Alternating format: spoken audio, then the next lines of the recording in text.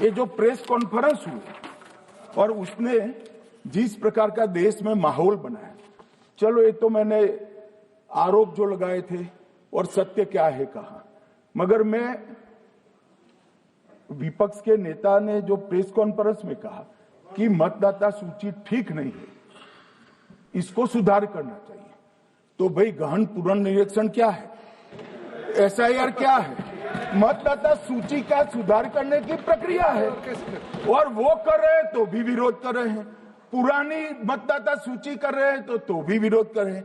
भाई मतदाता सूची पुरानी हो या नहीं, आपका हारना तय है, ये मतदाता सूची से नहीं होता। मान्यवर, उन्होंने कहा अपने लॉजिक के समर्थन में कहा कि भारतीय जनता पार्टी को कभी एंटी इनकम्बेंसी का सामना नहीं करना पड़ता।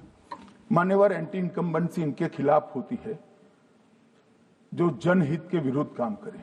ये बात सही है कि भाजपा को एंटी इनकम्बेंसी का फायदा विरोध बहुत कम करना पड़ता है। हमारी सरकारें बार बार चुनकर आती हैं, चाहे राज्य में है या केंद्र में, परंतु ऐसा नहीं है कि हम 2014 के बाद एक भी चुनाव नहीं हारे। छत्तीसगढ़ में 18 में हारे, राजस्थान में 18 में हारे, मध्य प्रदेश में 18 में हारे, कर्नाटक में भी 14 के बाद हारे, तेलंगाना में हम जीत नहीं पाए, चेन्नई में हम जीत नहीं पाए, बंगाल में भी हम हारे। भाई तो तब तो ये मतदाता सूची बहुत अच्छी होती है, टब से नए कपड़े पहनकर आप शपथ ले लेते हो। उस वक्त मतदाता सूची का विरोध नहीं करते हो, और जब मुंह की पटखनी पड़ती है बिहार की तरह, तब मतदाता सूची का विरोध करते हो। माननीय मेरे दोहरे मापदंड नहीं चलेंगे लोकतंत्र में।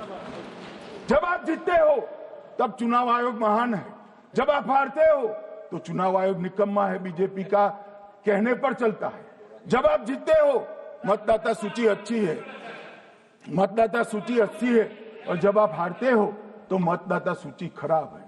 मान्यवर, मुझे कोई आपत्ति नहीं, इस प्रकार का भ्रांति फैलाए तो फैलाए, मेरा दायित्व है कि इस देश की जनता को एक ड्यूअल स्टैंडर्ड की जानकारी देना, जो मैं आज इस सदन में खड़े होकर दे रहा हूं।